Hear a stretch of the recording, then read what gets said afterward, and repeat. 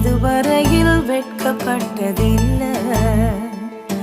அவரையே ஆதரவாய் கொண்டோ நடுவழியில் நின்று போவதில்லை.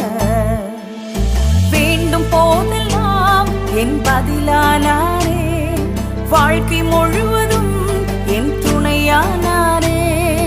ஜெபிக்கும் போதெல்லாம் என் பதிலானாரே, வாழ்க்கை முழுவதும் என் துணையானாரே.